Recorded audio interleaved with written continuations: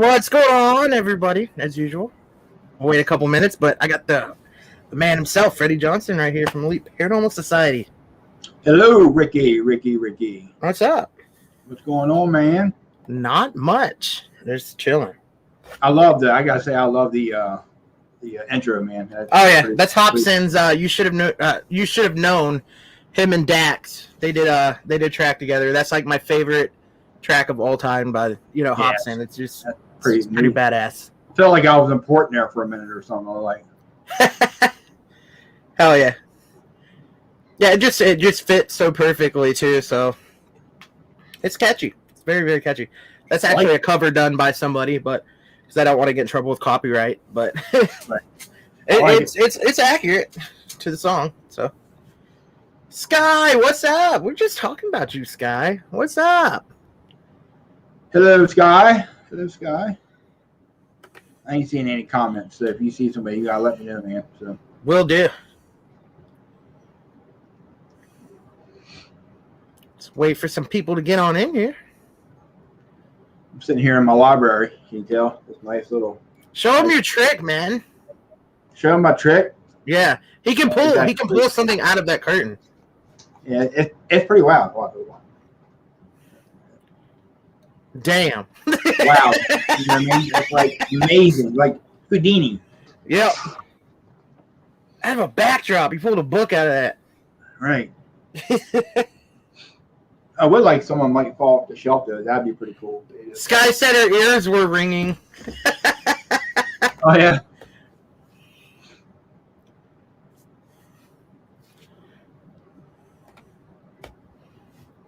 Yeah, it's talking about how awesome you are, Sky.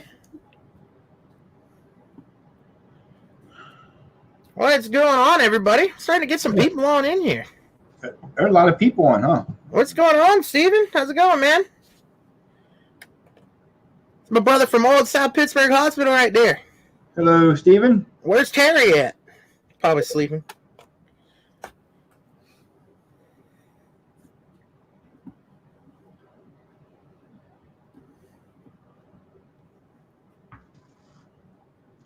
All right, let's get started. Let's talk about whatever you want to talk about. Tell everybody where you're from and where they can find you. Well, I am from the good old state of Maryland. So we actually, Rob, the founder, myself, and the team, we actually function out of Keedysville, Maryland. So with Elite Paranormal Society. So that's who we're with. Make sure you guys are liking and following them on Facebook. You also have a group, don't you, as well, the interactive group. We do. Yes, we do a pair talk, usually on Sunday evenings, but we've been kind of taking a little break from that with everything going on and just trying to find time to get together and do some stuff. So. Hell yeah. Yeah. How about you, sir? Me? I'm just Paranormal Encounters now. Good. Just Ricky. Yep. Be doing some big things in the future. Doing a lot of cool stuff. Really focusing on the project. So good. Keep it going, man. Keep it going. So keep it going. We actually we actually went down to now I don't forgot Brunswick last weekend just did a casual kind of a last minute kind of get together with a couple of us down there doing some stuff. So I actually had my boy Dylan with me, and we had a couple other junior members as well. So awesome. It was actually a pretty good time. We did a couple, like 2 live rounds, but we had a lot of flashlight, a lot of cat ball light up activity. Awesome. And that's one thing I love about y'all, man. Y'all get the youth really heavily involved. You know that's important. Right, and we try. We really do. And I noticed. I told Rob, I noticed when the younger generation has more interaction with whoever they're talking to. I mean, I'm telling you, it would just want to roll for them. Roll. Oh yeah. Of course, I had to tell my boy Dylan, kind of slow down a little bit because he was getting really fast moving. So but there's times where you need to do that. You need to like, hey, look, slow down a little bit. Take a breather, just focus on and give us some time to react, whatever. So, I know somebody commented that they was like, well, it's almost like you're trying to treat them like, try to do tricks. I don't look at it that way. I don't look at it that we're trying to make them do tricks. We're trying to get them to communicate, to interact with us, because there's only so many ways that they can do it, either by moving something physically or turning something on, or EVP wise. You know what I mean? So it's like, I don't know. Whatever their energy permit, Yeah, I don't think it's a dog trick. I don't think it's a cat trick. I don't think we're trying to make them do tricks. We're just trying to get them to interact. And we do it on a very respectful level. We try to talk to them. Hey, look, if you don't mind, if you can you try to do this? So we're trying to be respectful, try to get them to communicate. I mean, I don't know about you, what you've seen in the past, or how you do things. Like I'm sure we talked before about it. A lot of us, we all investigate differently. Oh, there's no wrong, there's no right. As long as you can back your evidence, as long as you can sit here and tell you about your equipment and how it works and what it's supposed to do. You know what I mean? That to me, that's what you need to do. So, right. It's all a learning thing. It's been 15 years for me doing this, and I learn every day. I mean, I don't know all the answers. So every time we go out, man, you can learn something. That's what I love about working with new teams and other, not necessarily new teams, but other, new people basically, that you don't ever really work with often, like for the first time. You can learn a lot from people like that. What's going on, Jim? How's it going, brother? Jim. Hey, Jim. Oh, Jim, he's probably up there fishing in the ocean. Right, lucky. Cape May. So, hey, how you doing, Jim?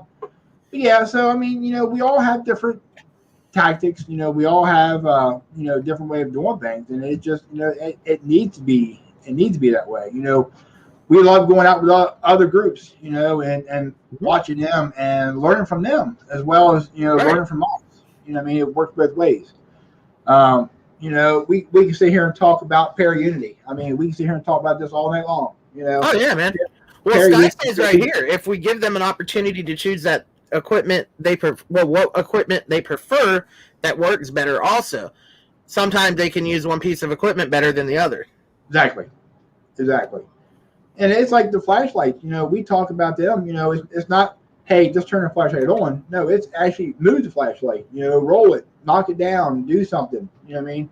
With the ball, roll the ball, knock it, off the counter, off the table or something like that. We have the one video where was actually interesting, where Rob was actually talking, asking questions like, look, hey, if you don't want us down here, you need to knock that ball off the table. Well, it wasn't right away, but it was like 2 minutes or so, and that ball kicked, lit up, and bounced off the table. So we're like, okay, we're going to pack our stuff up. You have a good night. Peace. You know what I mean? So, you have to get them to try to do something else other than just turn something on or just get this or do a knock. You know what I mean? So, but yeah. Right. And that's the thing. We don't know exactly, that they're going to be able to speak to us through the recorder. Therefore, you have numerous pieces of equipment, say a little thing like the REM pod, like this right here, something like that might be easier for them to, use the energy. They may not have a lot of energy. Steve said, have you ever investigated in the South? Steve and I actually, the farthest I've been investigating has been Virginia. That's about the farthest. We got to get you in the South, man. Got to get y'all down to Old South Pittsburgh Hospital. Oh, man. Y'all would love that place. I would love to.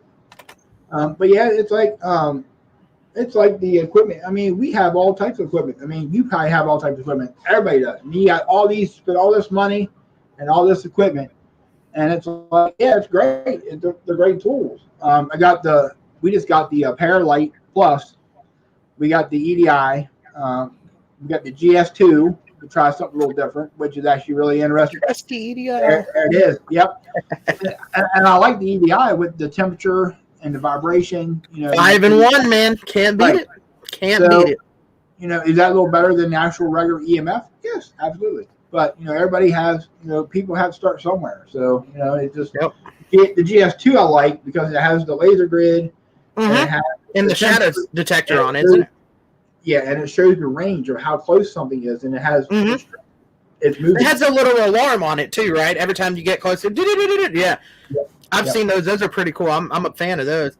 Very interesting. Just like Steven says at Old South Pittsburgh Hospital, we have a certain spirit. His name's Jim, that loves the REM pod. I mean, that's like his favorite piece of equipment to interact with. Nice. Very nice. Very nice. But yeah, I mean, and we all use different. I mean, and I know we use the light up LED dowling rods last week down in Brunswick. I want to see those, man. I've seen those. Those things are so cool. If you watch the live we did last week on our page, you'll see it. I had just one just going around in circles. I'm like, okay, you stop now.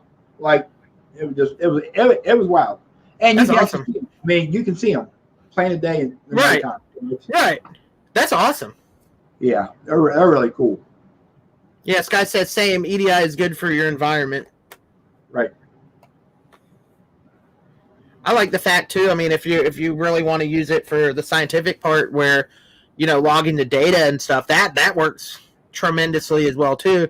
Because say you get an EVP at a certain time and the spike on the the EDI at the same same exact time, you can put it side by side and boom, look, EVP and the REM pod hit. And Jim says Linda loves the rods. Right. Linda does love them. Yep, exactly. Oh yeah. They're cool. They're an effective piece of equipment. Right. If you get more evidence from this, that, to me, that's better solid evidence than just one thing. Oh, yeah. So I know that's right, Sky. You can't put her around equipment to go crazy. That's wild. Yeah. I know with the EDI, we used it when I first got it. I researched it, looked at it. So we did a private case. Went up and helped out with Jot Next Paranormal with Melissa and them. So awesome people. And went up, and it was weird because the client was with us down in the basement, and we had the EDI set up, on the fireplace, and it was reading nothing, but it had a temperature of like 71, which was about normal, which what the temp was. And T-Dog in the house. Hey Tim, what's going on, man? What's up, Tim? And but every time the client would ask a question, the temperature would drop 10 degrees on that EDI. And then when you stop answering it, ask the question, it'd go back up. It's almost like it was reacting to him, saying something. So what's going on, Carrie? But yeah. But yeah, so hopefully whenever I see you, Ricky, and whenever you come down up this way to Gettysburg, and got some equipment for you to try out too. Late September. Want to try to do a little experiment with you. So yeah, dude, I'm down. I'm always down. Yeah, I'm always down. Hell yeah.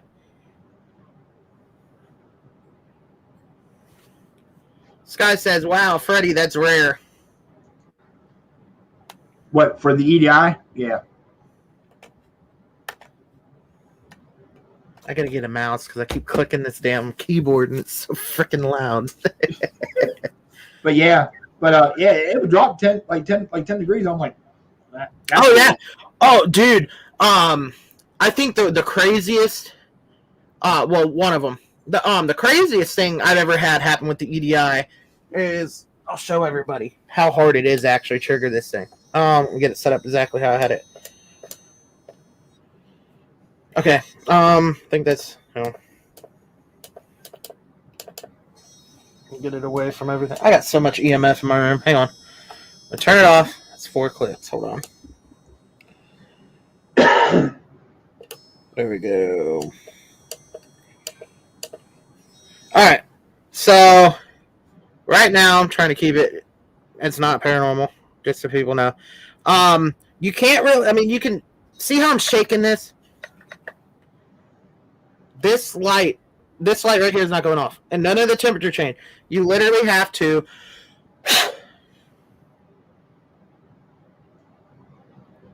So see that blue light? So I had some of the most intelligent interaction when we went to Mineral Springs in Alton, Illinois, with the spirit on there. Hey, what's going on, Chrissy? How's it going? Oh, Tim says congratulations on your new grandbaby. Hey, thank you, Tim. Thank you, Tim. Yeah, Waylon's great. So, but yeah, we had I literally had a full conversation about whiskey with the spirit. Ended up, me, Mustafa, and Dean had to go get the spirits, and we got a little fireball. And, we just left it up there for it. Took a shot at the end of the night for it. It's pretty cool. But I'd say another crazy time that I've used these. That's why I like these. You don't have a lot of crazy moments unless it's legit. Is basically what I'm saying. I haven't really ever came across any false positives with this. It was me and Mustafa up at the 3rd floor of Old South Pittsburgh Hospital. And I was walking like this because I knew he's behind me, so that way, if there was any hits, he could see it. And he's like, dude. I was like, what? He's like, you got a hit on your thing. I was like, oh, snap, for real? He's like, yeah, temperature hit. And then he had his, and he walked around the corner into Nellie's room, and then it's like something grabbed it. He got all sorts of spikes and stuff. And then, he's like, dude, it's in here. So I went in there. We were looking. He got some, activity on that. Then all of a sudden, the REM pods and stuff in the hallway start going off. So something literally, and this was after the time, I literally chased a shadow down that hallway when we went towards it. And the fact that we had the hits on 2 separate devices, I mean, they're the same device, but 2, separate devices. And then on top of that, it starts messing with the REM pods and stuff. Actually, I got the audio around this same time. I'll play it for everybody. Gonna hear a little girl's voice. Check it out. What is that? It's me. It's a flux. It's not gonna go that far. No, but it can't pick you up there, but it picked up something. Okay. Okay, They told us to go to let's test it again. 1 second. South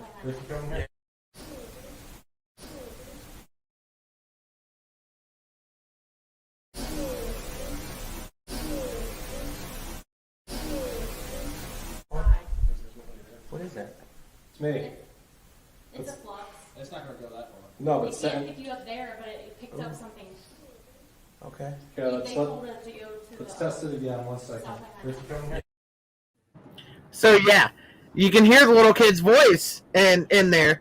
It kind of hides. I had to enhance it a little bit, but this is all during the same time after we started getting all the hits on the equipment and stuff. Crazy. it almost sounds like it was coming down from round the corner. Yeah. Yep. Yeah, and it seems like she's saying it's you again, or something like that. Oh, Terry! Speaking of Terry, we're just talking about y'all. You're awake! Yay! Hello. I always tease her. She's known as Sleepy Terry. Hey, sleep's not a bad thing, man. Yeah, no. But when we take a nap at the hospital, sometimes we're like, hey, let's go take a Terry nap.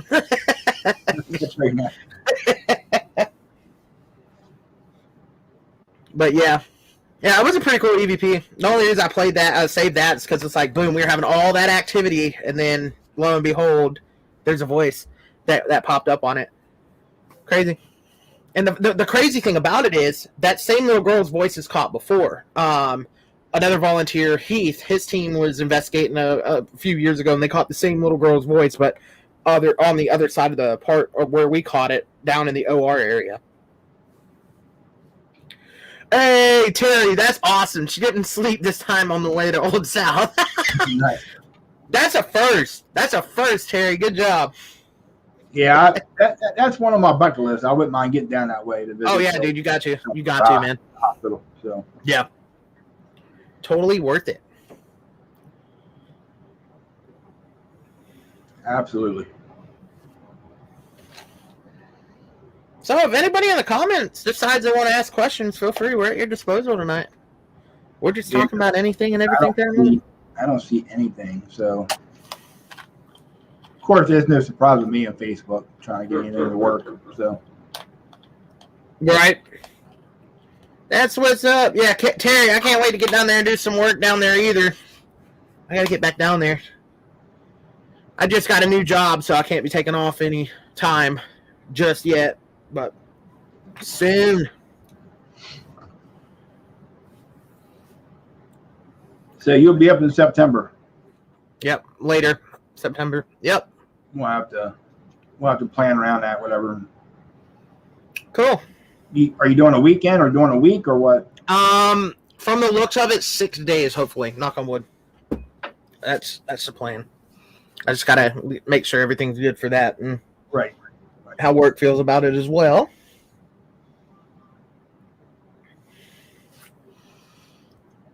Oh. Steven asked, have I ever been sexually assaulted by a spirit? No, but we have a spirit of Old South Pittsburgh Hospital that wants to sexually assault me. What about you? What about you, Freddie? I can say I've never ever been sexually assaulted by a spirit. Not that I'm aware of. So. Yeah. And well, that's a good point. Let's talk about that for a second. Wow. They bring up stuff like that. Now, what's your honest opinion? I mean, do you think they all just go around doing that or what? It's possible they can do anything, though. Not all of them, maybe, but I think there's a couple little horn dog ghosts out there. Yeah. Now they don't have to deal with the repercussions. True.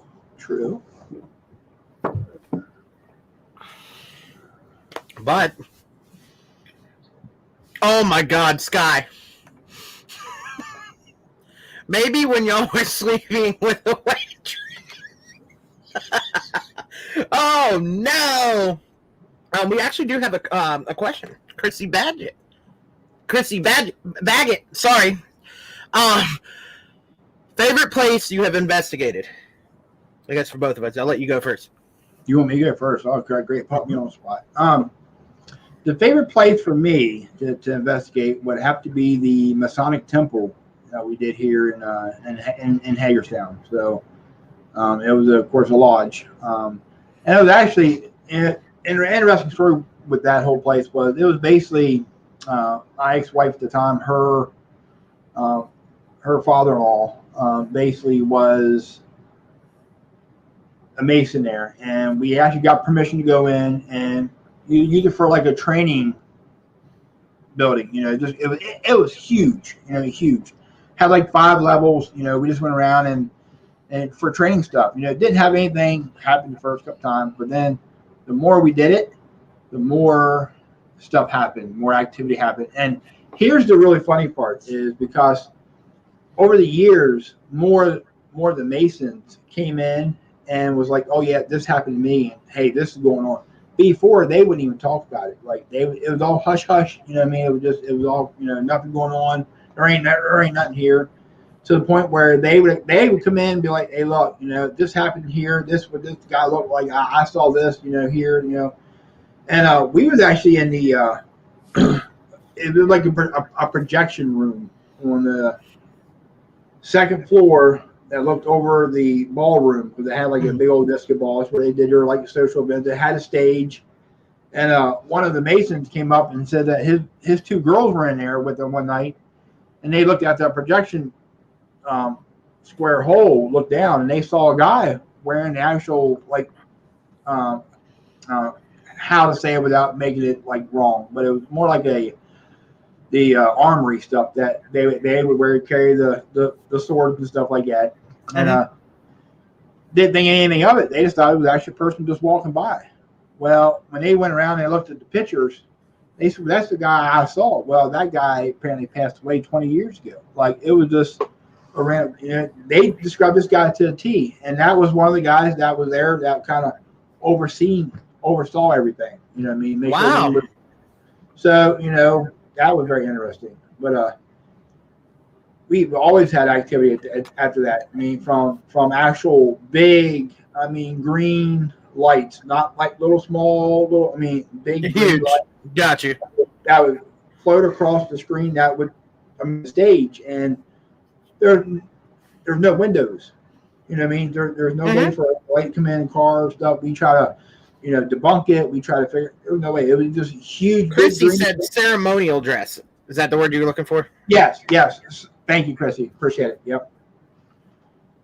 Like I said, Yeah, I dude, didn't that's want to crazy. That's talk crazy. about it, but that was one of our most active. I mean, it always had stuff going on, and then apparently it had some other stuff because other team got in there to do some stuff, and other people got in there, and they decided to mess with some stuff that apparently they shouldn't have messed with. But the Ouija board stuff. Yep. I don't personally use it. I don't personally like it, but that's me. That's me. If anybody wants to use it and they know how to use it, by all means, hey, hats off to them. Yep. Go for it. But I don't think anybody should just have that and just play around with it. It's all about intentions, man, and knowing what you're doing when you open that thing up. If you open it correctly and close it correctly, then And then at that point, we started having some negative stuff going on there. That was kind of weird. That wouldn't surprise me. Yeah. So, but that was one of my favorite. Sorry that took forever, but yeah. Hey, no, man, you're good. You're good. Well, as everybody knows, my favorite, Old South Pittsburgh Hospital. That place is, that's my absolute favorite location. Nothing against Gettysburg. That's definitely on my list as well. But I've had more stuff happen to me at Old South than anywhere I've ever investigated. It's just that active of a place, man. It's nuts. I mean, it's everything you can imagine. Full-bodied apparitions, shadow figures, disembodied voices, residual sounds, you name it, it pretty much happens. Nothing evil or demonic there. There's been a lot of false history in the past, but we've worked really hard, and a lot of people on the team, the volunteer team, especially, I got to give a couple shout outs to Leanne. Leanne does an excellent job, and everybody that's involved with the history there. We have our historians, and they've really done an excellent job of getting the correct and the right history. And not only do they, just get the right history, they have it approved, to share with the public. They go through, the right things with the proper authorities of the town and stuff like that. And it has definitely changed the environment there. It went from being, very, don't get me wrong, it's still going to be intense. I mean, it's just the activity there, but the spirits are more at peace, if that makes sense. Their stories are being told, the right way. They've got to the bottom of a lot of the rumors and stuff that were false, and, cleared it up. So, especially with Jim, his story was, hey, what's up, Jeremy? How's it going, bro? Hey, Jeremy. So they've got his history right, and Jim used to have, kind of what would some people would call a negative effect. He was pissed off, he was more aggressive. Now he's not. He's happy-go-lucky. He's happy because his history is correct. He interacts more now. The crazy thing about Old South is I never have this. Well, I have stuff that are similar happen, but it's really never the same thing. Something new always happens there. I always have a different experience every time, even though I may have something, like I said, that's similar to the last time I was there. But the craziest thing, and we're still trying to, like I said, I'm not claiming that this is 100% going to happen when you're there. This is just, I'm not sure 100% if it's paranormal. I'm leaning towards more of the paranormal side because we still have not been able to explain this, which I'm about to play for everybody. What you're going to hear is something new that's been happening. We actually have what appears to be somebody dry heaving on the third floor. And I'll just let everybody hear the audio and we'll talk about it. See what everybody thinks. So here it goes. I know you're miserable. That was right here. Yeah, that's like a cough. Almost like a cough. What's creepy is there's no, sound of it hitting the But ground. that is not Holly.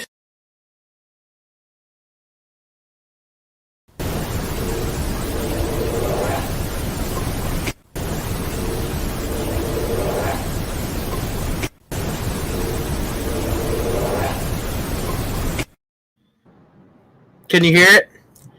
And where this is captured is right by where a recovery room, I think, is up on the third floor. And that's where, surgery and stuff happen right by the OR room. So there you have I'm pretty sure you're familiar with side effects of medicines, anesthesia, and pain meds.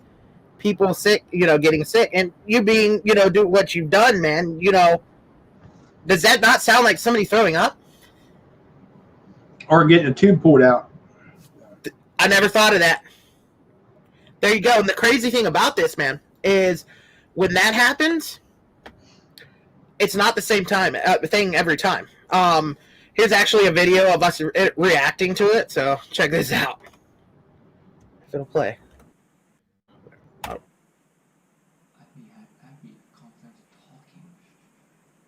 I know you're miserable.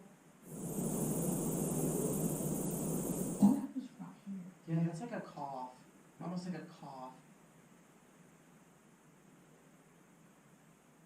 What's crazy is there's no like sound. You can tell this happens, like, when it happens, this happened the whole entire the day tour. They had a day tour, and this carried on throughout the night. Then the second day, I was there after that, nothing. Third day, nothing. Well, I mean, there was like a couple noises, but I went back recently, and this started up again. My friend Mickey Strange and her crew were there. I was able to investigate with them, and we heard the same thing again. And this time it did the same thing. But the thing is, when this is going on, it's different every time. You'll hear it, make that noise, and then it'll be longer, then it'll cough, then you'll hear walking in the hallway, talking in the hallway. Like, I don't know if it's between patients and doctors or, doctors and nurses. There's all sorts of commotions. It's like somebody going through the motions of that whole situation. I've never heard an animal make that kind of noise. There's no, that we can tell, animals running around up there. So it's just, it's wild, something man. we haven't been able to prove. Well, it's like the other place that I'll talk about real quick. Well, it might not be quick. It might be a long story. But is the firehouse where I'm a member at, a life member at, where I started out getting involved in stuff. It's the actual firehouse was built 1850, so it's over 200 years, and it's a 5-level firehouse as well. And we have a 1946 Aaron's Fox, which is an open cab front pump fire engine we have. It sits down in the basement still today as a reserve, not a reserve, but it's out service, but it's downstairs. And we would sit there in the meeting room. Our TV room we have is actually, it used to be the old horse stable where the horses would pull the horse-drawn fire pump out of the station, okay? So where the horses were is now our TV room where we all sit in the chairs, watch TV, whatever, and do nothing until a call comes in, more or less. Well, you would sit there in the chair and you would hear somebody walk above you and come down the steps. You can't see anybody, but you can hear them. You can tell which step they're at. Like they're just walking down. Oh yeah. Come across the platform and then they walk down the second stairs. Yeah, I totally understand that, man. And then they walk down the hall right to the entrance of the door of the TV room, and it stops. Almost like they're looking at you, like, okay, you all good. And it turns around and walks back up the steps. It's residual. Does it all the time. All the time. Well, we get that at the hospital too, man. Like I was on Nellie. I call it Nellie's stairwell because it's the same stairwell that Nellie's room's on. And after all this stuff happened on the third floor, that same group I just was in a video with, we walked and we literally heard somebody come up and literally on the stairs. There's nobody in the stairwell, bro. You can hear it, you can feel it. Right. I love it. I love that. Nothing. It's just like almost you want to go. Where are you at? Yeah, no. And the funny thing is, I get stopped, and we're like, okay, we hear you. We're going to move out of your way. Feel free to keep coming up. This is your spot. Go ahead. And after we did that, we kind of stepped away, and I'm not kidding you, bro. 2 more steps. You heard, come up the stairs. We're like, whoa! it blew us away, man. Right? But then it was gone. But the energy in that stairwell when we had that happen was just nuts. You could feel it. It was awesome. It would, and that's the awesome thing about it. Like you just don't know, but you can feel it. Like you know something there, but me personally, I can't see it. I can't feel it. Well, But before it happened, I was like, weird. I don't like that stairwell right now. There's somebody in that stairwell, and then boom, you go out there and you have that happen. It's just like. But we used to have a running joke at the firehouse because we would sleep, and it would be. We would have the street alarm where you go and you pull the street alarm down. They give like a different number, tap the code out to what area it is. And we would be up there in the bunk room sleeping 2 o'clock in the morning. And all of a sudden you hear the door on the fire engine open and shut. I'm like, all right, I'm getting up, getting dressed, going downstairs because within a minute, 2 minutes, we're getting a call. We're like, no. Every time, man, that door opens and shut, I get downstairs to a point where we all. It's like they're letting you know, man. It's like, hey, you guys about to have a call. They're like, man, how y'all get off so fast? Well, this is why, because somebody's telling us the spirits are helping us on the other side. That's why. And that is awesome. wild. That's the wildest part. Like, that is cool as hell. Yep. But yeah, so that's the other place that I really love and really love going to. That's awesome, though, man. It's actually weird because the firehouse and then the Masonic Temple is literally across the street from each other, and they actually had tunnels that went under the street to different buildings, to which are ones or not. So that's awesome, dude. And isn't that? That's just you don't have many experiences like that. You know what I'm saying? When it comes to, when you know that you hear that door, it's like, okay, here comes a call. And then sure enough, every time, dude, that's badass.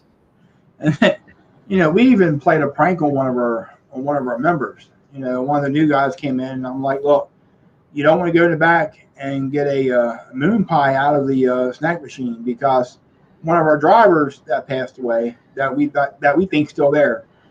Told him, I said, he don't like that. He don't like anybody taking his moon pie. So none of us will get moon pies except for the one person. He got it. He said, oh, I ain't scared. It don't bother me none. And he got it, went in, sat down in the chair, reclined in the TV room. 5 minutes later, kicked right out of the chair, just flipped over. And we all laughed about it. I said, I told you shouldn't have took the moon pie. Damn. So he went out and bought a box of moon pies, took it in there, laid it by a snack machine. He said, I'll never, ever touch a moon pie again. But yeah, that's so wow. That's insane, man. Holy shit. Wow. Yeah. Wow. Interesting. That's all I have. I'm done. All right. Let's talk Gettysburg, man. Gettysburg. Oh, yeah. Let's talk about experiences out there. Let's talk about playing cards. Let's talk about that. Dude, yes. Oh, my God. That night, I'll never freaking forget that. Yeah, I won't mention the place, but, let's just play. Let's talk about playing cards. That was interesting because you joined us, myself and Jim. Jim Dix, I don't know if Jim's still or not, but Jim was playing. And we're sitting there just playing cards, 21, just whatever. Like, hey, anybody else wants to join us? Come on up. And we had the spirit box going. We had a recorder out. We had a couple other flashlights. We had some other things there. And what was the cool part, you can attest to it, was I'm holding my cards up, and I'm like, hit, and I'll take, 2 cards, whatever, and then. Yeah, you were basically playing the hand for the spirit Kyle. Right. I'll never forget that. I'm like this. I'm like, here. And you literally, I remember, because you had them flat on the table, you picked them up, and you showed me. You didn't even look at them. You're just like, right. What is this? And when you put it down and it said on the spirit box, I had 21 in my hand. I'm like, look. And it said 21. I'm like, okay, yeah. And it was. I mean, I was like, holy shit. And then you're like, do you want to hit or do you want to stay? If you want to hit the flashlight. Boom, the flashlight. I'm like, what the and the flashlight's clear on the other side. It was nowhere near the table. And it was every time. So yeah, that was awesome. Right. What I didn't like about it though was I didn't like the fact getting beat by somebody that I can't see. Oh yeah, it was whipping some ass from the afterlife, man. Right. that was truly. I'm not ready to say I'm sorry, you need to step up and lead now, because you know what? No, that was very wild. Yeah, it was pretty cool. No, Chrissy, this was it was a piece of property that used to be a Confederate encampment, is where this was happening, the card game.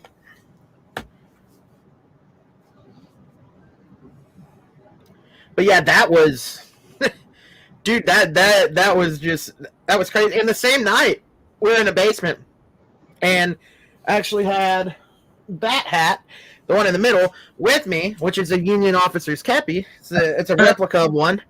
And yeah, I was walking around on Confederate property, repping my side of the war. Yeah, it was funny because I was wearing the Confederate one. Yeah. Yeah, we were joking. It's like, it's not every day you get Billy Yank and Johnny Reb sitting next to each other, is it? Right. But it was funny because I'm in the basement and I held it up and it's pitch black in the basement. We had the Phasma box going. This is what sold me on the Phasma box. I was like, okay, can you tell me what color this hat is or what it represents? And then all of a sudden, you hear a voice come through, Union soldier? I was just like, yo, what? It just said Union soldier in the pitch black darkness. It's like, tell me how that's not real. That's not luck. Right, exactly.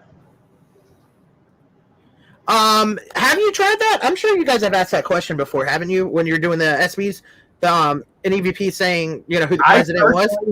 Yeah, I personally haven't asked that question, but I've asked, you know, what rank are you, and like, you know, who you with, and stuff like that. So, and I got. Hey, we should bring a spirit box out there and see what we can get next time. Right. Or something similar to it. I'm looking at getting some like old lanterns and stuff like that. Just kind of like sit on the ground, dude, and have a little campfire. Kind of wear hats and stuff like that. I mean, I have the belt buckles, you know, the bullets, and I'm actually going to dress up as one once I get the whole uniform. And just see what we get. You know, it'll be cool. I'd say Melody was actually there the night we went to the wheat field. It was me, Melody, Jim, Linda, and the in-law. I forgot her name. What's her name? Debbie. Duh. Brain fart. It was us, and we were sitting in the middle of the wheat field because they were like, hey, where do you want to go? I was like, you know, let's meet at the wheat field. Why not? You know, I missed it last time I was there because, of course, there's a history lesson for those that may not know the wheat field. Wheat field was actually known as a whirlpool of death. It saw the most violent fighting of Gettysburg, of the whole battle. Just absolute carnage on both sides. So we're there. We kept hearing what sounded like something crawling through the field. So Jim pulls out the thermal. There's no sign of any, life in the field. Because if there was, especially where we're hearing it, we would have seen it. Not long after that, you literally hear a man grunting like that. And it's like, I heard it. Then I looked at Linda. Linda heard it. I think everybody there heard it. And then at one point after that, we heard a horse. Here we are. It's 9:30, getting close, to them closing down at 10. Unfortunately, they don't do that anymore. But I had no explanation for it. Before this, the Mel meter was spiking to 8 point something, and out in the middle of nowhere where there's no EMF, it was EMF flat, and it was pulsating. It wasn't just stuck at that. It pulsated. It was like between the 8s all the way down, the 5s and the 1s. I don't know. It's got pulsation of energy. Well, it's like me. I was up Gettysburg twice the last couple months, and we're sitting at the Eisenhower farm, and Melody's out taking pictures because she's doing her whole photo thing. I'm sitting in the car because I'm lazy and I can't walk and I don't feel like getting out doing anything.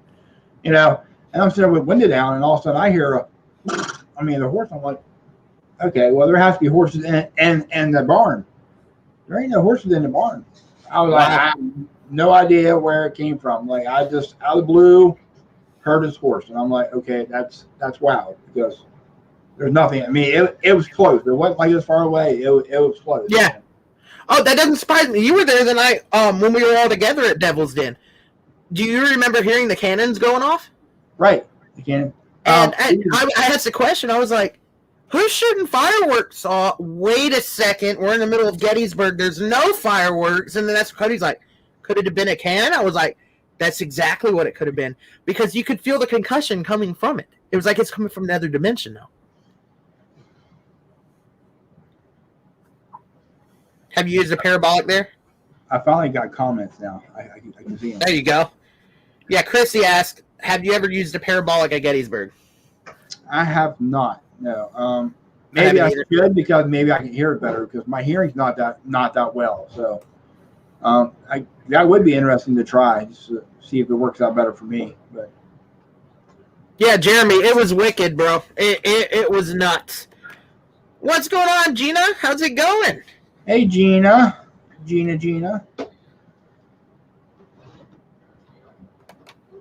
Definitely will. Stop in for a visit. Yeah, I love Gettysburg, man. Love it. Oh, 1812 Battlefield. That's Nice. awesome.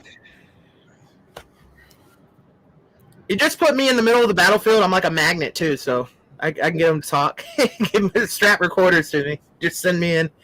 Yeah, I'm gonna have to look into getting me one of those. I would do, or the binaural mics, man. I know they're a little pricey, but Brian and Rochelle had it recently at Waverly when we went, and it's badass. I mean, you can hear everything. Nice.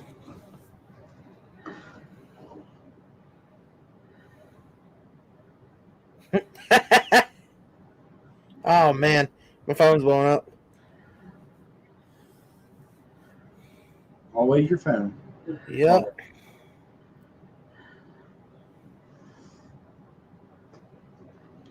Gina, the parabolic is actually, if I'm not mistaken, it looks like a satellite dish that you wear headphones on it, and it makes you hear sound. Oh, yeah. It's got like a little radar almost. Yeah, I've seen those. That's what that is. Okay, cool. Yeah, that's the same thing as a binaural mic almost. I mean, they're almost identical. It's like what the football, like sports stuff, they use the big old satellite cone things to get. Yeah. Mm-hmm. Okay, yeah, I've seen those. Yeah, but I really should get one. I think that would hear me. Go for it, man. I'll just get two. If you have a nice recorder as well, like the Zooms, get your pair of noise canceling headphones, bro. Plug it in. Turn the like on the Zoom H1N, you can turn it all the way up to 10. You don't want to, be moving it around, but if you're sitting down stationary and there's no wind, bro, you can hear a mouse fart in those. Maybe I should invent two small ones I can clip on my ears, like. Oh yeah, that'll work. Hey, thanks for stopping in, Jeremy. Good to see you, bro. Hey, Jeremy, have a good night, buddy. Have a good night. Yeah, I love the Zooms, Chrissy. But the only downfall, like I said, is and this goes for any of the, the external, like the big mics on them. They're perfect, absolutely perfect for stationary, but you have to be extremely careful when you're walking around with them, because just the slightest bit of wind, oh my God, I have destroyed so many EVP sessions being careful with these things too. But every time that I've actually got lucky and used them inside or where there's no wind, holy crap, the sound quality of the EVPs are just, you can't beat it. The audio is just, but even the Ghost Stop EVP wristband, totally worth it. That has saved me. I always have that on no matter what. That's always going with the other recorders as well, because I still have the audio from the sessions that are destroyed on that very little recorder. Hey, there's a familiar face right there. Brandon Schuster, how's it going, brother? Brandon from Light Within Paranormal. Yes. Awesome investigator right there. I haven't seen that man for a while. Right. Doing good, man. How are you, Brandon? Last time I was with Brandon, he actually knocked me down in a location, and I had to leave. So. Uh-oh. I'm just kidding, Brandon. I'm just kidding. Did he play with your boobies when you were at the while you were stripping? Yeah, I would get kicked out of a location that has a stripper pole, man. Oh my god, or any pole in general. Dude, that was fun. I mean, I've never been on an investigation where you get to dance on the pole, man. I know, right? I do it at Crown Point. There's actually this like I think it's like a sewage pipe or water pipe. It goes in the middle of Juvenile. That's my stripper pole there. I had a picture somewhere. Let's see if I can pull it up. Talk to the audience, Freddie, while I go picture hunting. Yeah, and I know there was a picture of me doing that pole thing. I know, dude. That was awesome. Melody posted it, I think. I was cracking up. Yeah. I was not the only one. No, that was a funny ass Big picture. Mark, Ricky. Brandon. Ricky, Chrissy wants to know what location are you talking about, Ricky? As far as the one I'm talking about, where I'm about to show you the picture, is up in Juvenile there at the old Lake County Jail in Crown Point. You know the big pipe that's up there before the table? That's my stripper pole. And Brandon said, yeah, y'all are great investigators too. Oh, thanks, Brandon. Appreciate that, Thanks, buddy. bro. We just do what we do, man. See if I can pull this up. I gotta go all the way back. Okay, now we're getting closer. Scott says that we're killing her. So.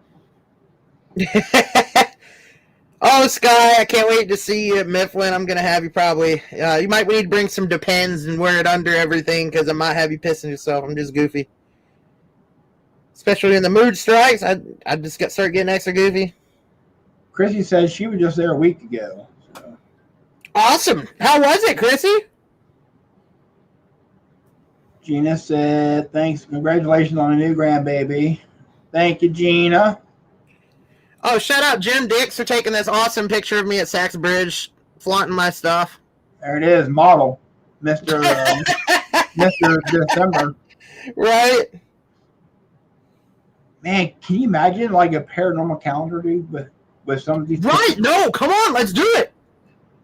Hey, who would do that? Who would do that? Who would buy that if we'd put out a paranormal calendar? I'll have to take November. Okay, I want Mr. November. All right.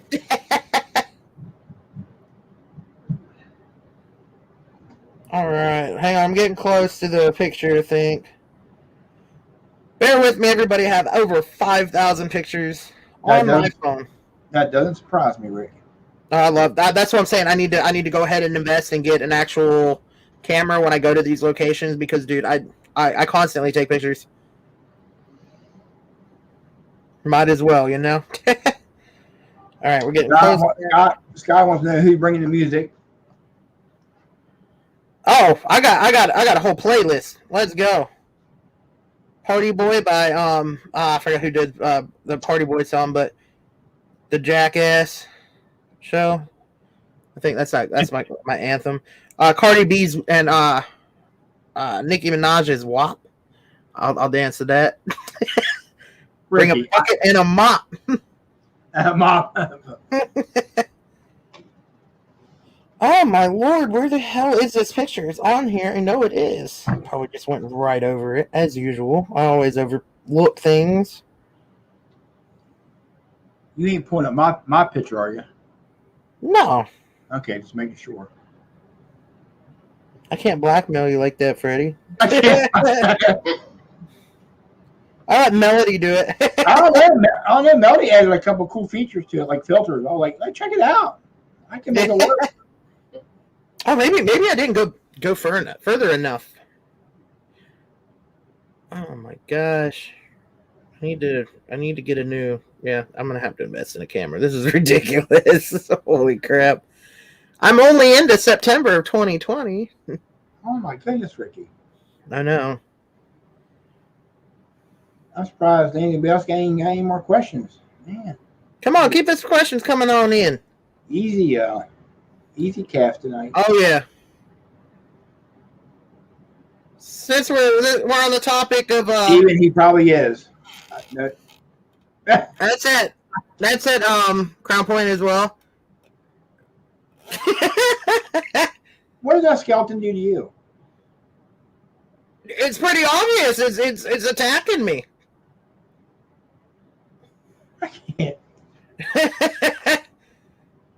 Was this? You see? We just hear her laughing. She has it on the big TV back there, and there's a delay. So You can't take me anywhere, I'm telling you. Oh, here we go. Here we go, finally. All right, pull mine up, Ricky. Come on. Let's find yours. You might as well. Melody, did you send me it to help me? Hold on, let's see. Yeah, Melody posted it, right? Yeah, send it to him. Does he need Yeah, it? send it to me. That'll be easier. Yeah. Oh yeah, Steven, I'm scrolling through my nudes. I don't have any nudes on here. I do have a lot of pictures of locations though. It's always cool to look back at those though, you know. I do have a weird picture of me pretty much killing my friend Ethan. I made him laugh the other day so hard I thought he was going to die. Nice. I had him crying. I can't remember exactly what I did, but let me know when you send it, Melody. Yeah, I find it first. Hold on. Okay. She can't find it either. But yeah, I got to show y'all this because he's playing with his boobies at boobies. Boobies Brewery. Baby's a baby.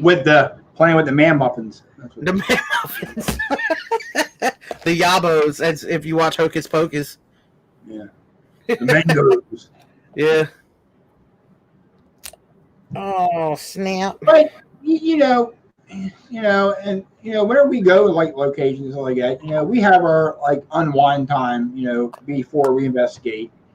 And then it's a whole different. It's serious. It's trying to be professional, but it's great to have that little unwind time before you investigate, and then afterwards. Like, a lot of times we'll get done investigating, then we'll go out and eat dinner or breakfast or lunch. It's being sent to you. And Okay, cool. So, but we actually enjoy that. I mean, it's just kind of like, and then you kind of recap on what went on, what could change, and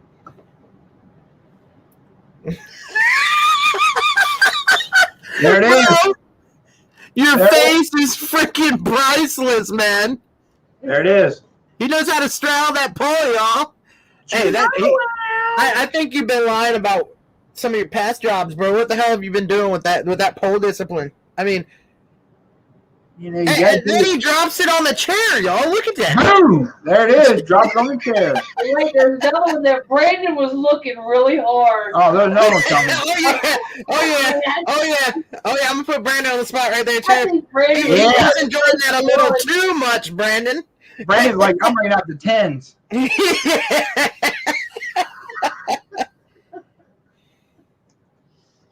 I saved a video too. You sent him the video. Oh my goodness gracious. Terry, I didn't get any money thrown at me. Trust me. I was disappointed. This whole pair talk just went to a whole different Hey, level. we keep it real in Pararealm Encounters. That's what separates me from the rest. We'll talk about it all. That's creativity right there. Since we're on the topic, everybody's liking this goofy stuff. I bring that energy to investigations. Well, just watch out because she sent you a video. Oh yes, I'll share the video too. But yeah, you do these at these locations, and the more positive energy you pump into the atmosphere of these locations, sometimes the better results you're going to get. And who knows, you could actually make a spirit laugh. I've actually did it in Georgia. We actually caught one. I said something about, I can't remember exactly what it was. I told a joke, and you can hear somebody go ha ha ha ha, ha on the recorder. Yeah, well, It's Linda. the strangest. Where Linda Dix actually booked a private for us, and Linda, myself, and Melody, Brandon, a couple other people, Chris, we all went to Boobies Brewery up in Mountain Joy, and I tell you what, awesome, love that place, awesome. But I wasn't expecting the room that we were staying in Like I didn't put two together. So we get up there. They have this room that is actually for like 10 people, and it's like a VIP like suite, whatever. It's more like a bachelor suite because it has the pole, and it has a platform above that has like 10 different mattresses that can sleep 10 people. Okay. Up on the loft. It's actually really decent. So. But yeah, so right before the investigation, we were like, it has music, it has a strobe light, it has the like a dance lights and stuff. Bro, sounds like a Party strip now. club. All right, Yeah. this is some premium content that I'm gonna share with everybody. This was taken at Old South Pittsburgh Hospital. Everybody better sit down. I got two. You get premium content of me and Freddie tonight. Oh, Here is me giving birth to a healthy baby bear. Hold on.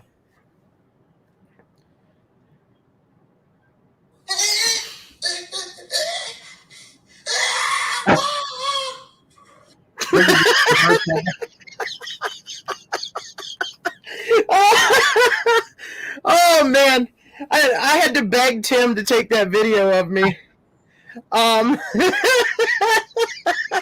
He's just like, no, I'm not doing this. I'm like, no, you're doing it. Just do it. Just do it. Just get it done. Melody, have you sent me the video yet? Yeah. I didn't get it. He said I didn't get it. Oh wait, maybe I did. Hold on, let me check the other thing. Let me switch. Now I hope everybody just realizes before you share that video that I'm an experienced dancer. Okay. It took a lot. Now you gotta realize I have no hips. Okay, just remember that. All right. Look at Ricky. Yeah, I haven't got it yet. Yeah, I knew Terry would like that video. You know exactly what I was taking too. That was in Tri-City Clinic. Hey, that's probably where Ed finally, that's what did. Okay, I got the video. All right, everybody, it's 23 seconds long. Here we go. Hold up. There it is. Get it.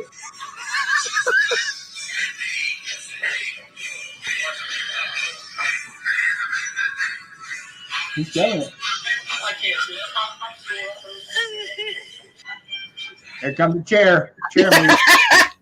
Oh, we have a question. I overlooked. I'm so sorry. I had it pulled up.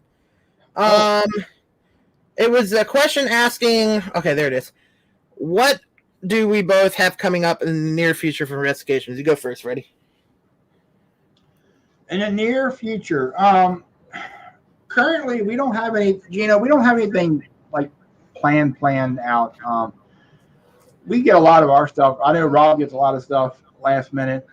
He'll get stuff for like private clients and stuff like that residential that need help and stuff. So we don't really have anything planned coming up. I do know we have talked about the KOA.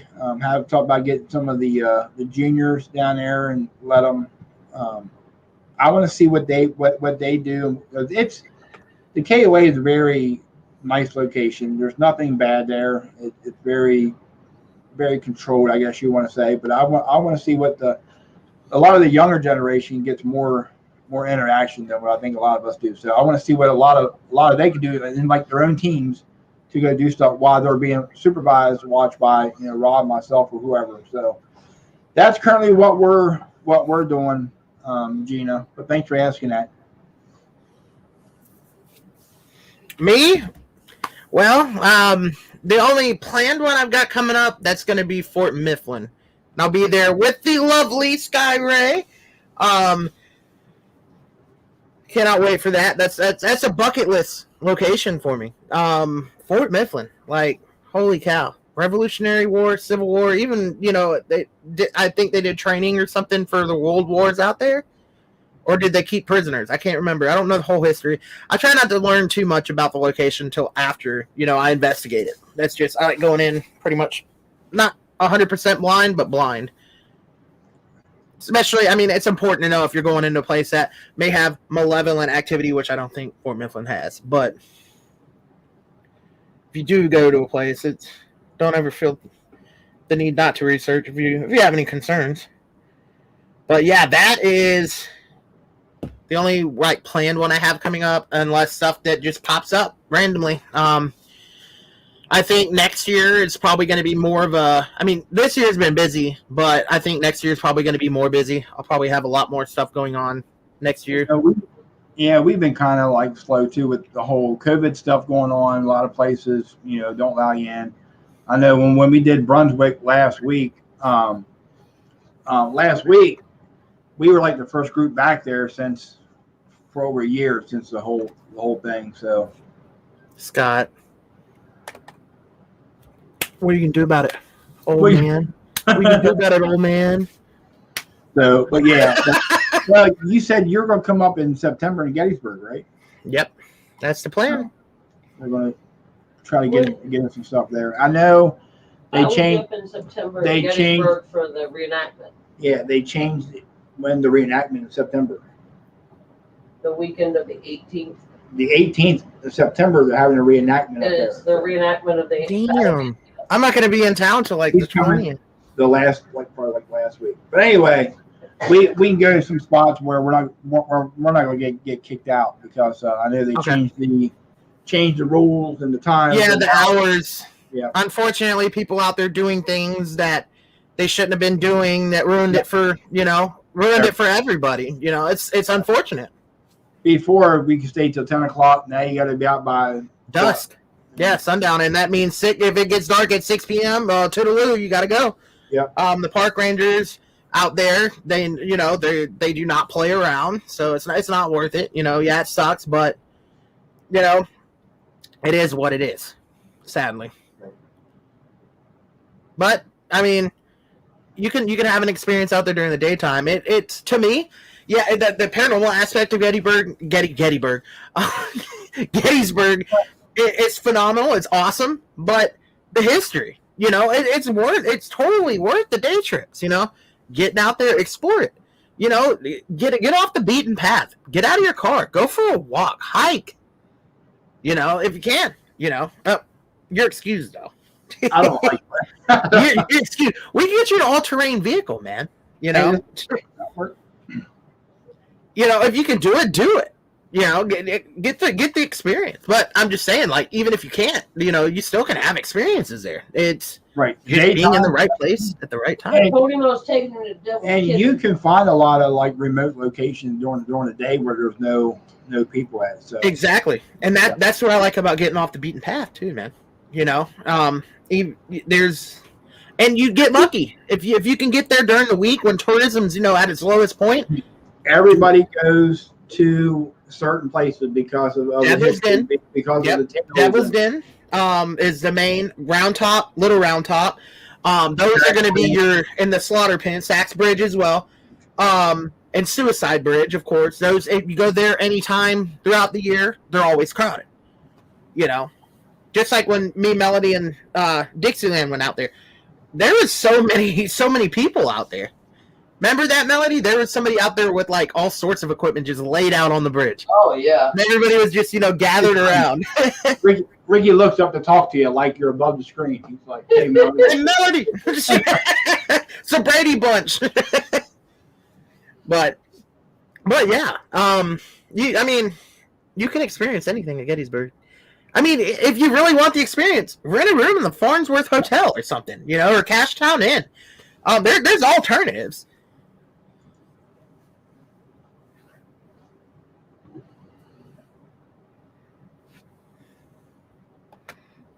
Sky says I traveled more last year during COVID to investigate. Now I'm on vacation healing. Ricky, we have plans soon for an event.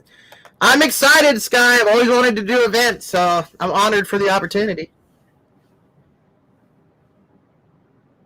I couldn't be more happy with who I get to do it with, Sky. Chrissy, awesome. you have a good night. Thanks for joining us. Yeah, thanks, Chrissy. Thanks for stopping in. Always good seeing you.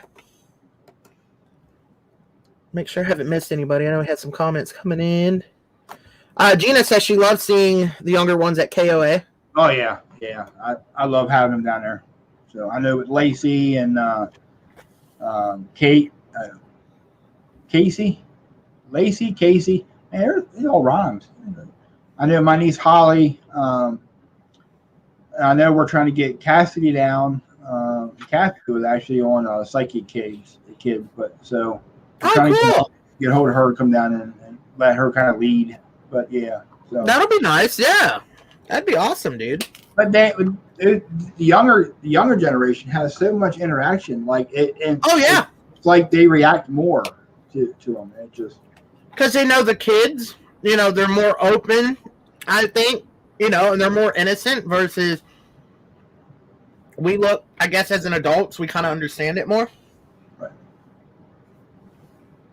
And we know that, you know, just like kids playing with, you know, the other side. Sky said, yeah, they are more open. Yes. Mm-hmm. It's like kids playing with them in the flesh. You know, they're less intimidated by the kids is what I would think, you know. Versus us saying, hey, are there any spirits here that'd like to talk to us? You know? I remember as a kid, man, being open to that.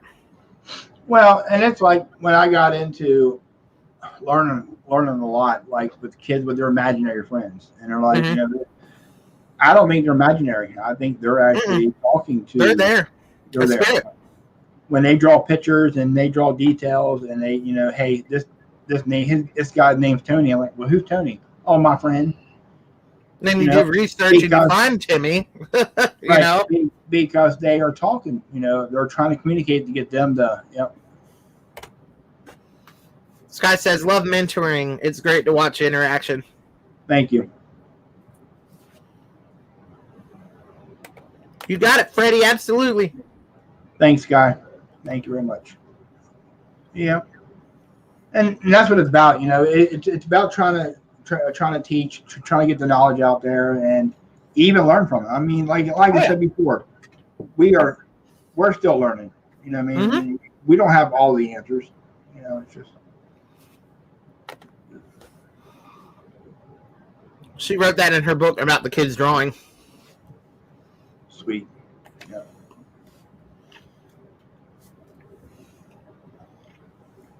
We learn from that.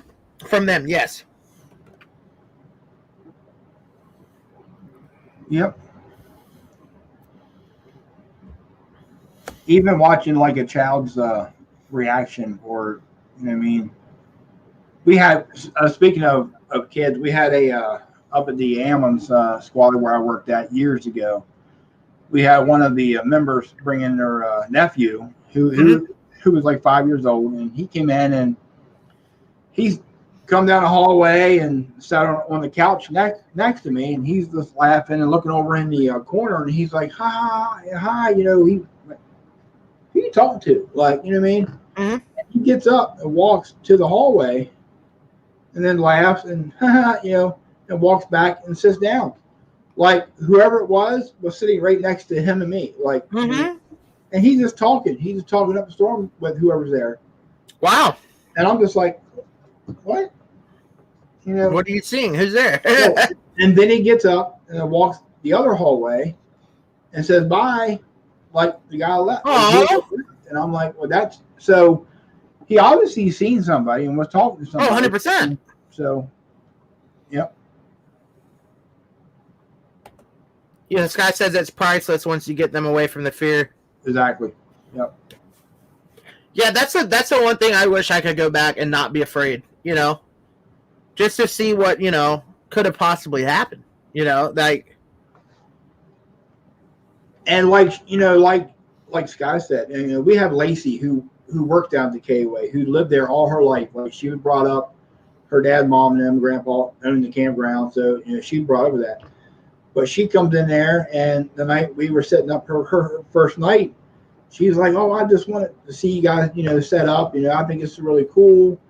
And we got to set up. And Rob's like, well, hey, well, since you want to watch us, you know, we'll just put you in here and we'll just let you investigate. And she investigated so well. Her questions were very nice, slow, left the space between questions. I mean, she was like a pro. But like I said, she had a lot of interaction that night. She was very so. But yeah, then you have some kids like Scott said, the monsters under the bed, something in the closet, and sit with those people and say, okay, look, who do you see? What do you see? Can you draw? Draw me a picture of what this monster looks like. Because a lot of them will apparently show themselves in their death state. You know what I mean? I think that's where a lot of the fear factor comes in. A lot of kids get scared with that. So, but right.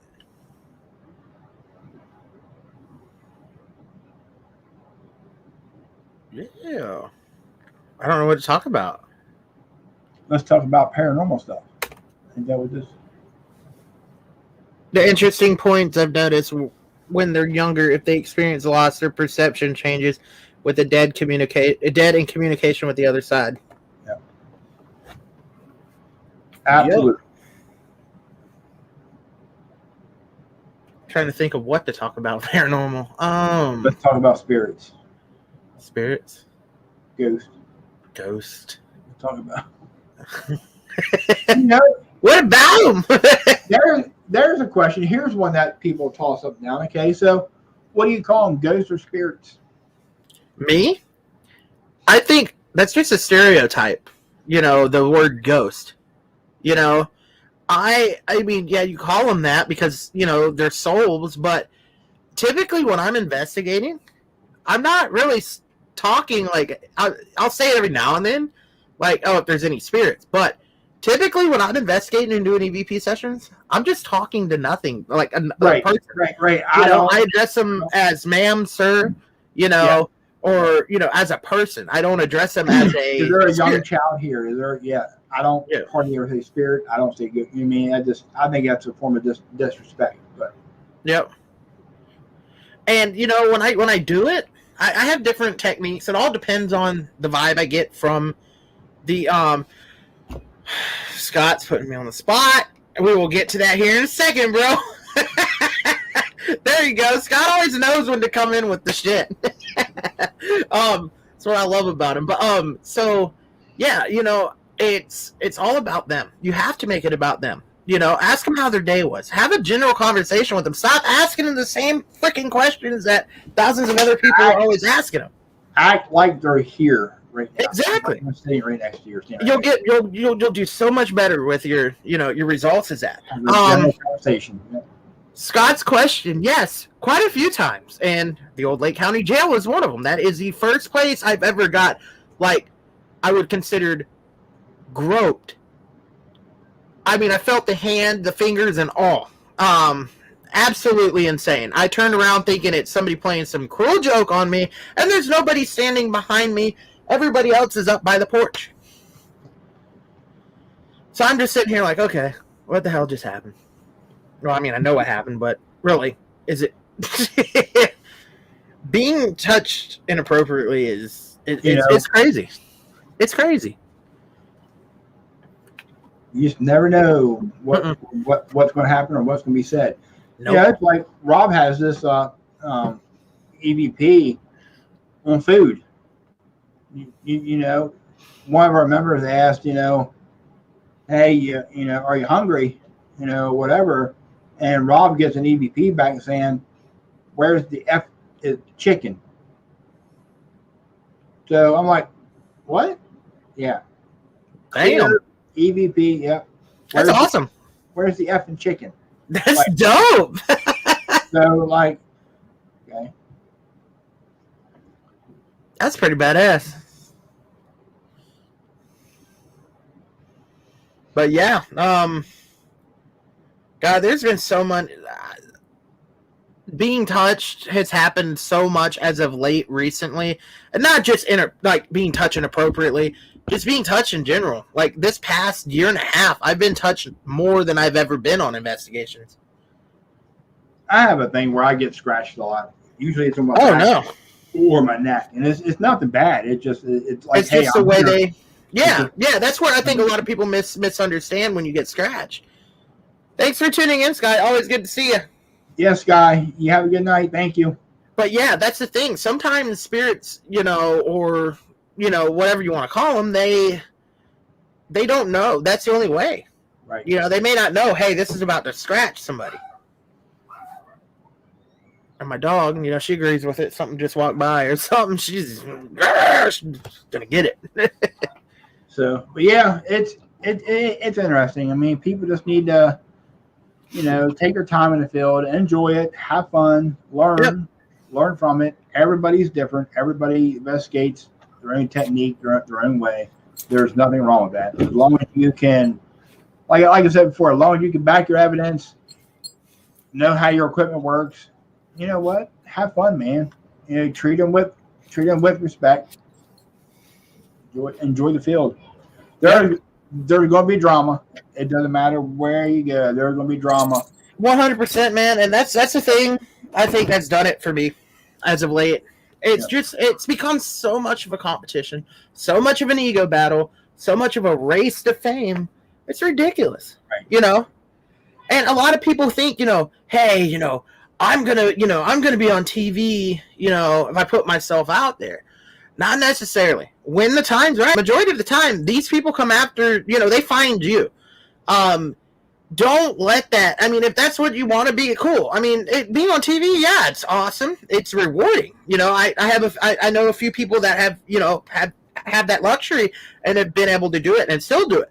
But then again, you know, when you get to talking to them, and you sit down with them and you spend time with them, they're normal people, just like you or me, you know?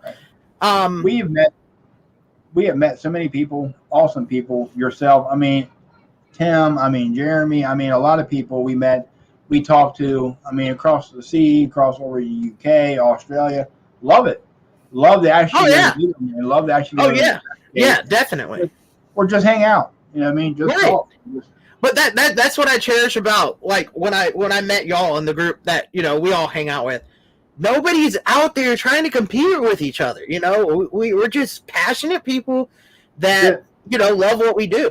And that's the same thing. I got to dote on a few people. I got to dote on Brian, Rochelle, Kendall, Vera, Mustafa, Brandon, you know, Daryl, you know, all of them. They are some of the most passionate people that you'll ever meet about paranormal field, and some of the most laid back, cool people. You know, I've got nothing but high things to say about them. Because at the end of the day, you know, we're all in it together. We're in it doing the same thing, you know. Right. And it's just so sad. You know, I see people beating each other down because they're getting jealous or intimidated by somebody. Oh, somebody, you know, gets what some people call limelight or a little more attention than you'd like them to have. Then they just turn around and they drag your nose through the dirt. Right. A lot of people want the spotlight. And that gets, I mean, get out of the field if that's all you want. I'm sorry. Rob has had people, and I will test it. Rob has had people hit him up about, and Rob's like, I'm not doing it unless I can tell the truth, unless I can do it this way. I'm not just doing it. Right. You know, what's up, Tracy? Yeah, it just, you know, some are out for fame. I mean, some are fame and awesome people, and some are pole dancers. Yeah. Hey, you gotta work the pole, bro. You know, no judgment. Paranormal equipment is expensive. Paranormal trips are expensive. But yeah, man, that's the thing. Like, you know, I've just been seeing it a lot lately. You know, I've lost a good friendship over, you know, the race to fame. And you know, it's sad because I knew this person before they were even involved in the paranormal field, before they even had an interest in the paranormal field, and became close to this person. And now they despise me because I investigated with, you know, a former group of people that were with them.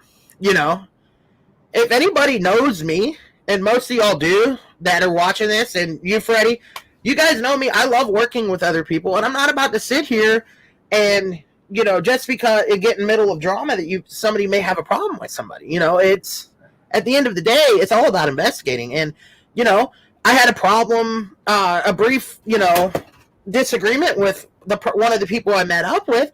We talked about it. We apologized, and, you know, we put our differences aside. We actually gave each other a hug, and we pushed on it. We investigated. You know, that's the thing.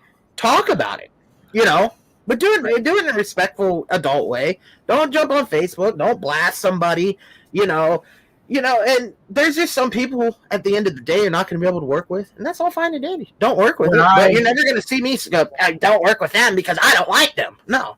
If you work with them, cool. I hope you have a good investigation. Awesome. Whatever. Yeah, when I got into the whole paranormal back in 2006, 2007, that year frame, with another group, I was in, we were all good friends. I got him all these places, the firehouse, the Masonic Temple, got him all these places because I knew people. It's not like I'm famous. I knew people. I had connections, and got all these places, and then we investigated, and then I was basically told by the founders that either I needed to spend 110% of my life dedicated to them and give up my kids, or I couldn't investigate. And I said, well, guess what? I guess I ain't investigating anymore because my kids come first. Right. It don't matter. This is a passionate hobby. I mean, I love it. I love it. Right. If I get paid for it, hell yeah. But I do it out of heart. You know what I mean? And that's what I do. Right. So that'll never change, man. And that's the same thing with me. Anybody that says they wouldn't take the opportunity, quit lying to yourself. Everybody's going to want to take that opportunity, because if you can do it, why not? You get to get out, you get to experience the paranormal field and do things in the paranormal field that you don't normally get to do. Right. So right. So I even gave up like that. I gave him a letter saying, look, I'm sorry, but this time I'm going to have to walk away from the group. I can't, you know what I mean? And I wish you guys best. I wish you guys luck. Still today, they still harass me. Still today. Really? Mine, they don't typically talk about me, but they passive aggressively do it. You know what I'm saying? And that's the thing. Do I? That they're still thinking about me. Right. And that's how I feel about it. And the funny thing is, this whole issue doesn't have to be what it is with the people that I'm talking about. It could end, and things could be better if they would just send a message and want my side of the story. And see why I did what they thought was so wrong. Tracy had a comment there. Would either of you take money over honesty in the paranormal field? Tracy, I would take honesty. I don't care about honesty over money every day. Just me personally, I cherish honesty. I would try to keep the integrity, and I would do honestly, and that's what I would do, bottom line. Yeah. And that's the thing with me. Like, I'm always willing to talk. I want to squash it if there's an issue, because at the end of the day, what good is it going to do? What good is it going to do for making people miserable? And then we're in the same field together. And then people will send you pictures or videos and they're like, hey, what do you think of this? Right. I'll give you my honest answer, my honest opinion. Right. Some people don't want to hear what you have to say. People get pissed off and get mad because they sure do. We're not calling you out. It's just that there's explanations. But you do have those assholes that will say anything and everything about a picture and just bully the shit out of somebody. You can tell when that's happening. Prime example. I took a while back a picture of. I was in a cemetery and took a picture of a ground burial mound. You see that? And it was actually a picture that I took, nothing in it, just a plain picture, and then I edited it. I edit filters, edit like most transparent circles. I had like 20 people say that's an awesome catch, that's an awesome picture, and I even said that this picture was edited just to prove the point that. Oh no, I totally get it. Or the the little filters you can put in pictures of ghosts, and I see those all the time. And, to the point now, it's like, I want to say, hey, that's fake. But then again, it's like, I'm not going to waste it. I'm going to scroll past it. Because that's the way I go about it now, is I've learned that no matter what, my 2 cents at the end of the day aren't going to matter on some of these pictures. I'll take it to their inbox, the person. If they have an interesting picture, it's like, hey, I just wanted to reach out, in a respectful way and say, great catch. Interesting picture. Or, hey, this picture, I believe, in my opinion, to be a filter. And then I'll send an example over. Because who knows? Maybe that somebody got that picture sent that put the person that actually originally took and sent the picture, put that in the filter. They don't know. but that's the way I go about it. Because the paranormal field has just become a big, just battlefield, man. And on it's like territorial. I mean, it's like, people talk about para-unity. Dude, I love it. I wish we all. That's just a word that people throw around hastily, bro. Para-unity is more than a word; it's an action. All get along, but that's never going to happen. It's never going to happen. A place, and you have another group investigating there, and they're like, "Oh, you can't be on here." Or they think just because they investigate that location, nobody else can investigate that because that's their location. No, they found it. Me personally, I want you to get out. I want you to go to places that I've been to and get experiences. Right. I'm not going to sit here and hike my leg on a location, piss on it, and say, "Oh, this is my territory." No, because at the end of the day, that's bullshit. And I'm going to keep it real with y'all. That's bullshit. Right. And Scott this Smith, is a field that needs to grow and advance. Drama. Yeah. Tracy, yeah. Exactly, Scott. And Taps. Shout out the Atlantic Paranormal Society. And believe it or not, people never really ask me the question, but Jason, Grant, and the original crew are really, what opened my eyes that there's actually paranormal. And of course, Ed and Lorraine Warren. I knew that people were out investigating, but I didn't find out about them until later on getting into the field. There's still two very big people in my my heart, but Taps is what did it for me. Opened my eyes, like, oh wait, you can actually get out and do this. And they were real legit. They were real deal. They would, it wasn't scripted. It wasn't, then they got into the whole, and that's what it is, entertainment. And that's what it is. Yeah. And I'm sorry, people, that's what entertainment is. Everybody wants to say, oh, the shows are fake and stuff like that. Yes, they are. You have every right to say that, but that's entertainment. That's they have to do that. Because let's be realistic. If you're an experienced paranormal investigator, what do we do 99.9% of the time? Yeah, to be honest about it. Dark room. Is there anybody here? Nobody wants to see us do that, Or, I mean, it's like, who would want to watch TV for somebody who's being real and telling boring, no, that's not paranormal. That's a door creaking because somebody's walking. Right, nobody wants to see that. They want. Let's say, for instance, The Conjuring. The Conjuring series. They took what Ed and Lorraine Warren did, but they dramatized it. They made it a lot more than what it is. Any kind of paranormal movie, any kind of horror movie, they have to do that to keep the viewer interested. Because who's going to want to see, if you would really get to go in and see what the Warrens did compared to the movies, it's a night and day difference. Don't get me wrong. I'm sure they had very, very intense moments, but not most people are going to want to see what paranormal investigators really do. No, that's unless you're a paranormal investigator and you understand it. Right. You want to know what a paranormal investigator does. Right. You want to know what a paranormal investigator does. You go, you make a phone call with the client, you talk to the client for weeks or months before you even set up a date.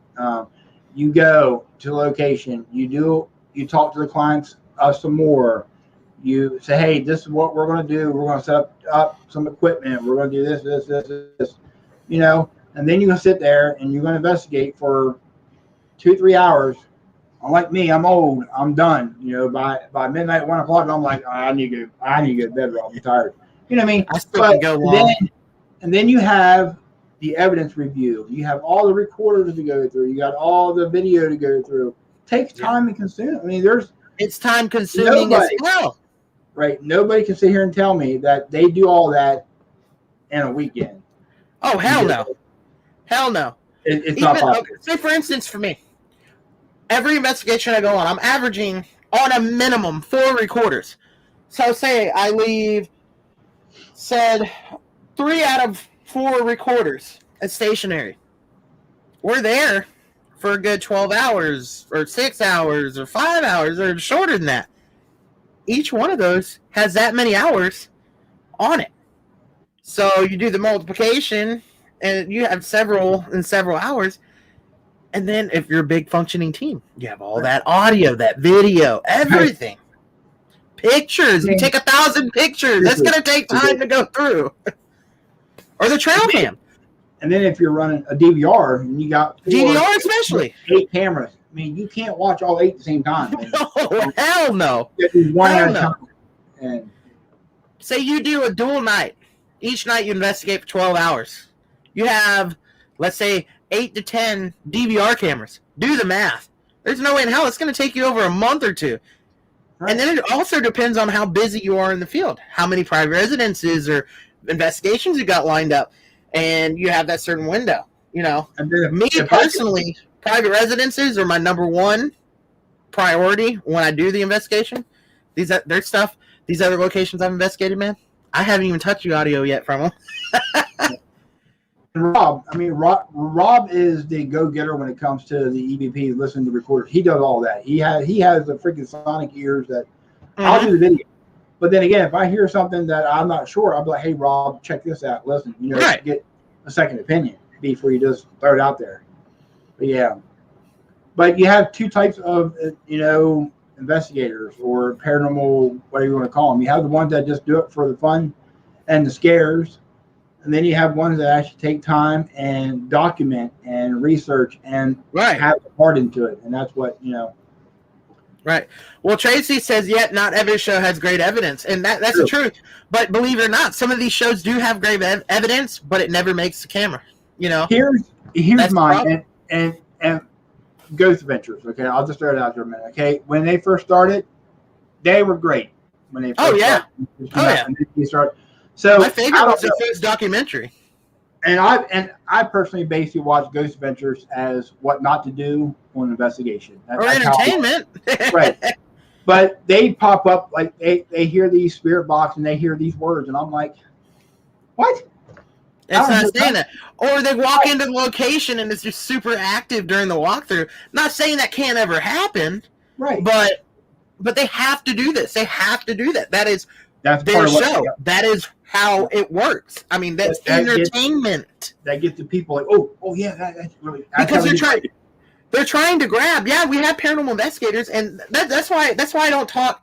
You don't see me talk shit about Zach Bagans like that or anything like that, because being in the entertainment business, you're trying to grab the outsiders that aren't into the paranormal, and have them watch as well.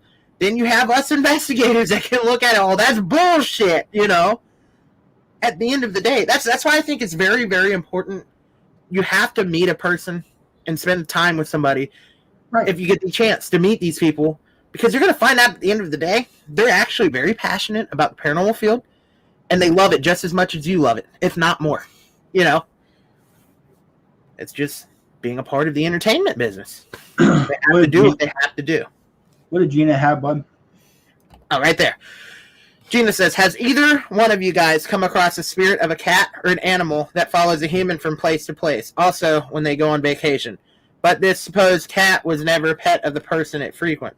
I have a friend experiencing this for quite a while with what he believes is a cat by the behavior and disembodied sound now of purring. I've actually seen a ghost cat at Fort McAllister, which is actually what appears to be the spirit of the cat, the actual mascot tomcat.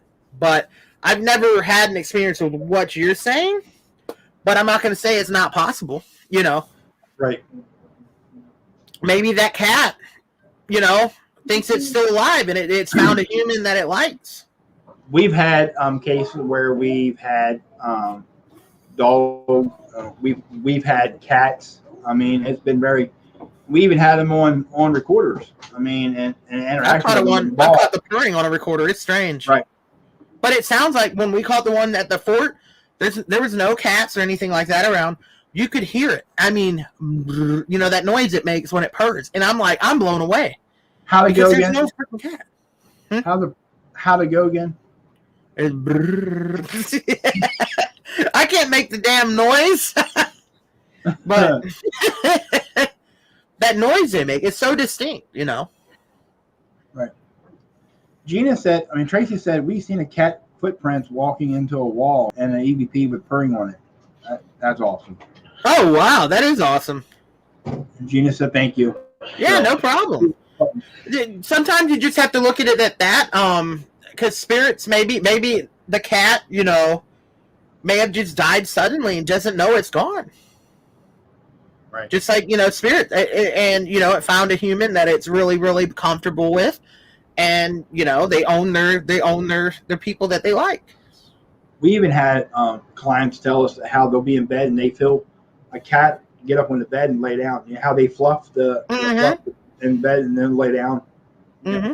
So it can happen. Oh yeah, Done it. that's just the way I look at it. Valerie Wright says, "Hi everyone, hi Freddie." Oh, hello, Valerie. Oh, Valerie. Valerie actually sells all kinds of goodies that makes people go broke. So Nice. yeah, no, she sells crystals and everything. So if y'all get a chance to check her out, yeah, Definitely. we have a collection from her. So we have a collection from her. But Do what? we have a collection from her. So Okay, 1 second. I'm gonna scroll back up.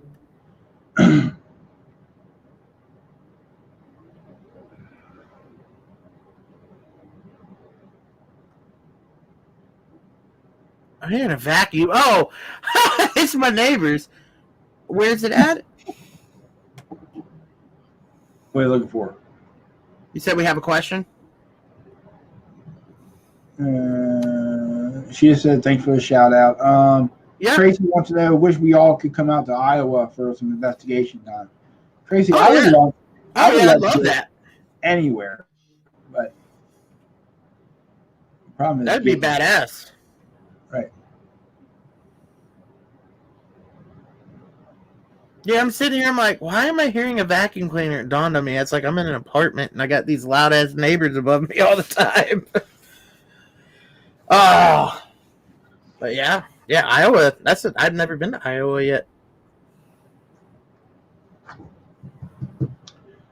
Well, anyhow, brother, I'm probably gonna call it a night, man. So Yeah, same here. I got to get up. I got to get to work early in the morning. So Thank got some everybody training. thank everybody for jumping on and spending a little bit Yeah, of time. thanks for popping in too, Freddie. Thanks for hopping on with me, man. Thanks for having me, brother. Thanks Yeah, for no having problem. Yep. So me. Melody said bye. bye, Melody. So we're gonna wrap it up, everybody. Thank you so much for tuning in. Hopefully, everybody enjoyed it.